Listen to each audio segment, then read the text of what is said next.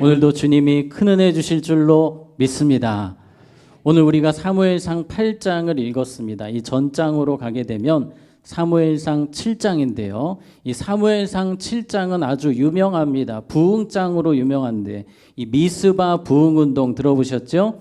사무엘을 중심으로 이스라엘 백성들이 영적으로 살아나게 되고 하나님 앞에서 회개하고 은혜를 체험하고 그들의 가장 큰 숙적이었던 블레셋을 하나님이 깔끔하게 처리해 주시는 사건이 이 사무엘상 7장에 나옵니다. 부흥의 역사가 오래 가는 듯 싶었으나 오늘 우리가 읽었던 사무엘상 8장에서는 그 부흥의 역사가 중단이 되고 은혜가 떨어지고 어둠의 시기로 접어드는 것을 보게 될 것입니다. 그래서 우리가 은혜 받는 것 중요하지만 은혜를 지키는 것이 더 중요합니다. 은혜를 끝까지 부여잡고 살아가는 것이 중요합니다. 우리 중고등부 학생들이 지금 어디 앉아 있죠? 저쪽에 항상 앉아 있습니다. 언제부터 이렇게 왔을까요? 올해 1월 말에 우리 친구들이 수련회에서 은혜 받고 은혜의 자리를 지키기 위해서 지금 3개월 차죠. 3개월 차인데 지금까지 이 자리를 지키고 있는 모습이 얼마나 귀한지 모릅니다. 우리 박수로 한번 격려하겠습니다. 네. 계속해서 은혜를 잘 지키시기 바랍니다. 아멘. 또 지금 학생들이 시험 기간인데요. 여러분들 기도 많이 해주시기 바랍니다. 또 우리 청년들도 또 우리 가브리엘 찬양팀 우리 다음 세대가 여기 많이 있는데 축복해 주시고 기도해 주시고 정말 우리 여기에서 기도하는 친구들이 하나님이 이 시대에 높이 들어 사용하시는 주의 일꾼들 되도록 계속해서 기도 많이 해주시기 바랍니다. 아멘. 자, 오늘 말씀은 안타깝게도 은혜가 떨어지는 장면이 나오는데 그 중심에 누가 있었냐면 사무엘 선지자가 있었습니다. 자, 우리 1절, 2절 같이 읽겠습니다. 시작.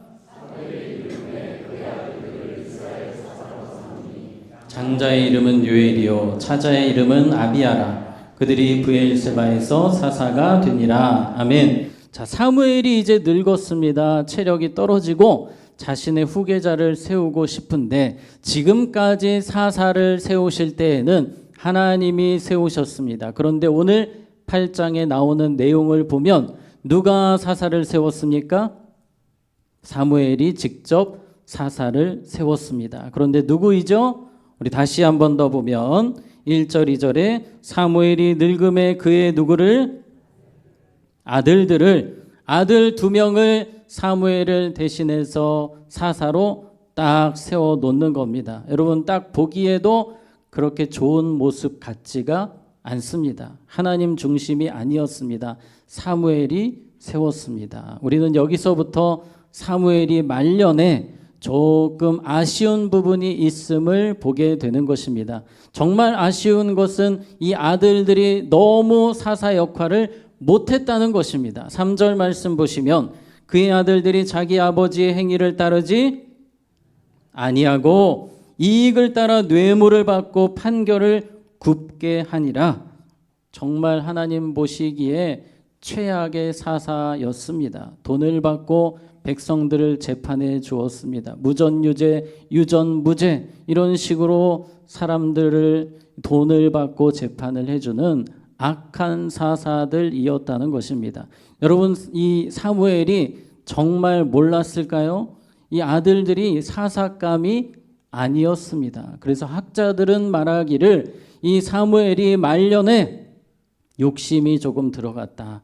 자, 그렇게 해석하시는 분들도 계십니다. 일리가 있는 말입니다. 아들들이 부족합니다. 사사로 세우기는 부족합니다. 그러나 아버지의 욕심이 있는 거예요. 그래서 조금 어거지로 아들들을 세우신 것 같습니다. 여기서부터 이스라엘이 계속해서 문제가 되는 것입니다. 여러분 이 사무엘과 같은 사람도 이런 실수를 하는 모습을 보면서 우리는 끝까지 언제까지? 끝까지 긴장하고 신앙생활 해야 됨을 우리는 보게 되는 것입니다. 또 이러한 사무엘의 자녀들의 모습을 보면서 이 자녀 신앙으로 세우는 것이 이 자식 신앙 농사가 얼마나 힘든 일인지를 우리는 다시 확인하게 됩니다.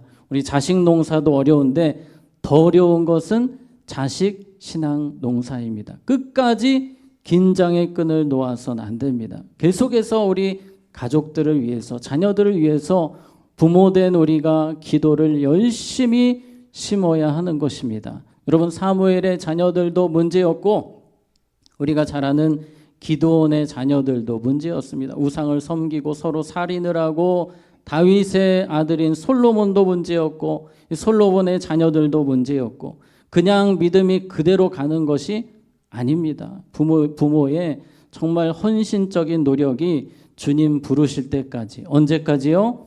주님 부르실 때까지 필요함을 우리는 이것을 통해 깨닫게 되는 것입니다. 자, 다시 한 번 더 3절을 보시면, 그의 아들들이 자기 아버지의 행위를 따르지 아니하고 이익을 따라 뇌물을 받고 판결을 굽게 하니라. 이 아들들이 문제가 많았습니다. 그런데 이 아들들의 이름을 보면 이렇게 거룩할 수가 없습니다. 자, 아들들의 이름 뜻이 이렇습니다. 요엘, 여호와가 하나님이시다. 아비야, 여호와가 나의 아버지이시다. 겉으로 볼 때는 너무나도 거룩해 보이는 사람들이었습니다. 그러나 이름만 거룩한 사람들이었어요. 겉으로 보기에는 거룩한 말을 하고 거룩한 것처럼 사람들을 이끄는 것 같았으나 뒤에서 남이 보이지 않는 곳에서 뇌물을 받았다는 것입니다. 여러분, 하나님은 우리가 이름만 거룩한 것이 아니라 남들에게 보여지는 모습만 거룩한 것이 아니라, 따라해 봅시다, 삶으로 거룩하기 원하십니다. 우리는 어떤 사람이냐면 크리스천입니다. 크리스천, 예수님의 사람들, 예수님 닮는 사람들이 목표인 사람들입니다. 이렇게 대단하고 멋진 명칭을 받은 사람들이 삶으로 예수님 닮지 못하면 의미가 없는 것입니다. 그래서 우리는 삶으로 증명하는 사람들이 되어야 하고, 따라해 보겠습니다. 하나님을 삶에서 왕으로 섬기는 사람이 되어야 합니다. 아멘. 오늘 우리가 이제 8장을 통해 보게 되는 중요한 주제입니다. 하나님을 왕으로 섬겨야 하는데, 어디에서? 삶에서.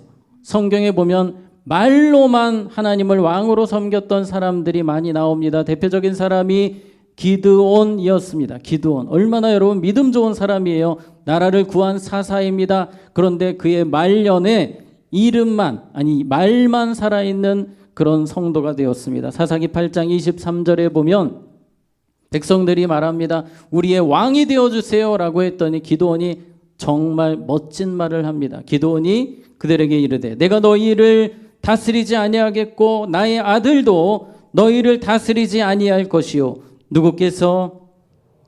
여호와께서 너희를 다스리시리라 하니라. 말로 볼 때는 정말 거룩해 보입니다. 모든 사람들이 박수를 쳤어요. 와, 정말 겸손하시다. 맞아, 하나님이 우리의 왕이셔. 사람들의 마음을 깨우는 것 같았는데 이 말하고 나서 백성들에게 이야기합니다. 여러분, 근데 은금 다 가져오세요. 좋은 거 있으면 저한테 좀 가져오세요. 이런 이야기를 하더니 자신의 어떤 삶을 기념하는 기념비를 집 앞에다가 떡하니 세웁니다. 그리고 이 기드온의 삶을 보면 많은 여자를 두었다, 많은 아내를 두었다라는 기록이 있습니다.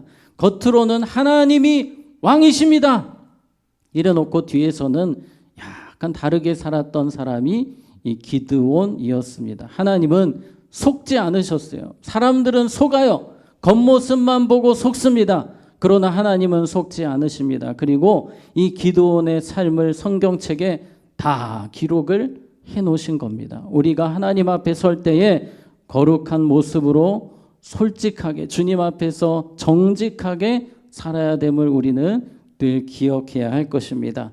자, 4절 5절에 보면 결국 일이 터졌습니다. 이 사무엘의 아들들이 자꾸 뇌물 받고 문제를 일으키니 전 이스라엘에 소문이 난 거예요. 그래서 전국의 장로들이 들고 일어났습니다. 자, 4절 5절 같이 읽습니다. 시작. 이스라엘 모든 장로가 모여 라마에 있는 사무엘에게 나아가서 그에게 이르되, 보소서, 당신은 늙고 당신의 아들들은 당신의 일을 따르지 아니하니 모든 나라와 같이 우리에게 왕을 세워 우리를 다스리게 하소서 한지라. 아멘. 자, 지금 주제가 무엇입니까? 당신의 아들들이 엉터리로 하고 있으니 이대로는 안 됩니다. 왕을 세워야 됩니다. 왕을 세워 주소서라고 하는 거예요. 그런데 사무엘도 사실은 할 말이 없습니다.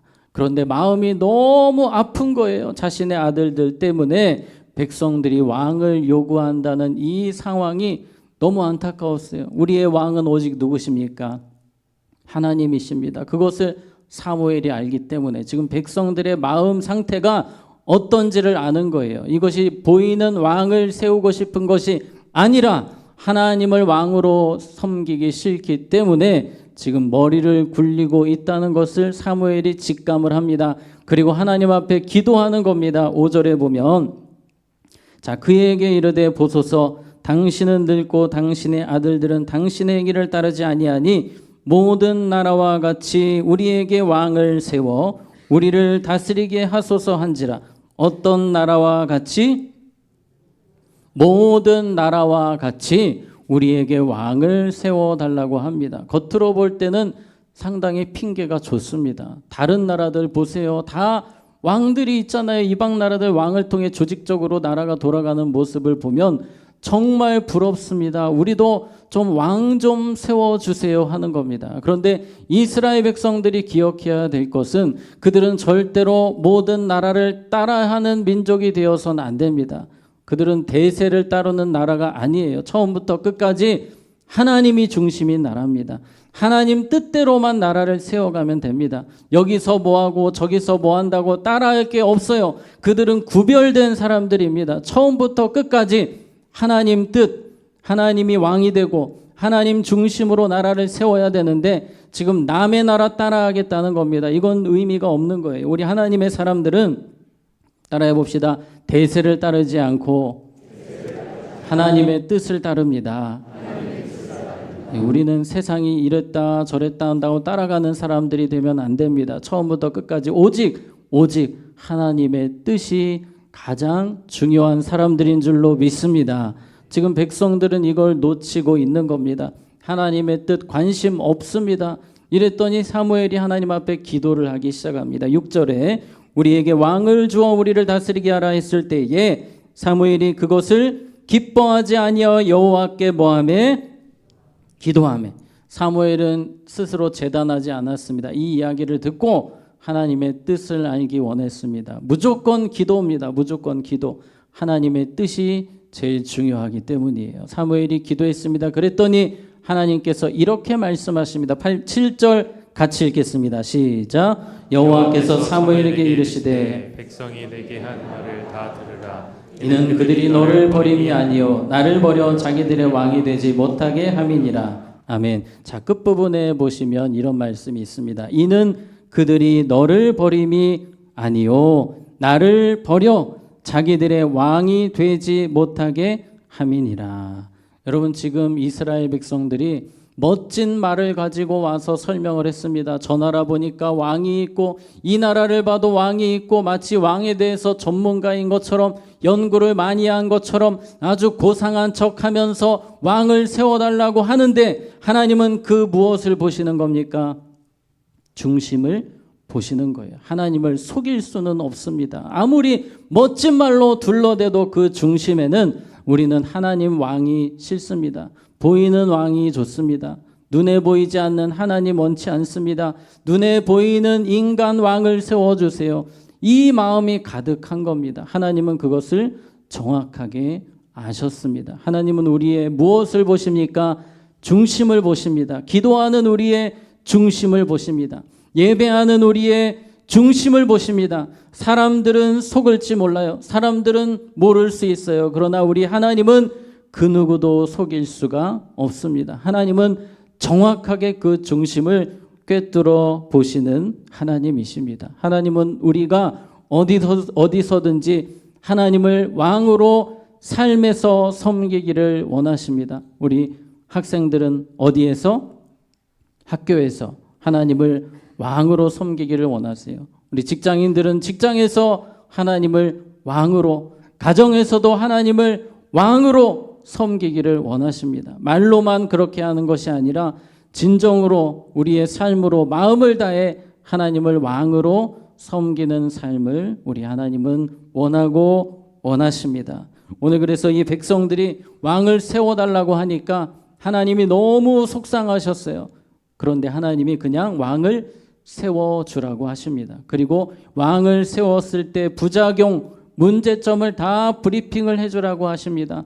그래서 사무엘이 백성들을 다 모아놓고 이 왕이 세워지면 이런 문제가 있고 저런 문제가 있고 설명을 쫙 해주는 거예요. 그런데 실제로 문제가 얼마나 많이 일어납니까? 초대 왕이 사울 왕인데 아시는 것처럼 이 사울 왕이 미치광이 왕이 되지 않습니까? 그래서 죄 없는 대제사장, 제사장들을 막 죽이고 죄 없는 사람 죽이고 다윗을 죽이러 다니고 한 나라의 왕이 미치광이가 되니 이 모든 게 무너지는 것을 우리는 보게 됩니다. 왕제도가 결단코 좋은 것이 아니었습니다. 그런데 그들은 이 부작용에 대해서 듣고 이렇게 말합니다. 자, 먼저 18절에 부작용을 이렇게 설명을 하지요. 그날에 너희는 너희가 택한 왕으로 말미암아 부르짖되 그날에 여호와께서 너희에게 뭐하지 아니하시리라 응답하지 아니하시리라 하니, 자, 이 정도 되면 살짝 여기서 멈칫해야 됩니다.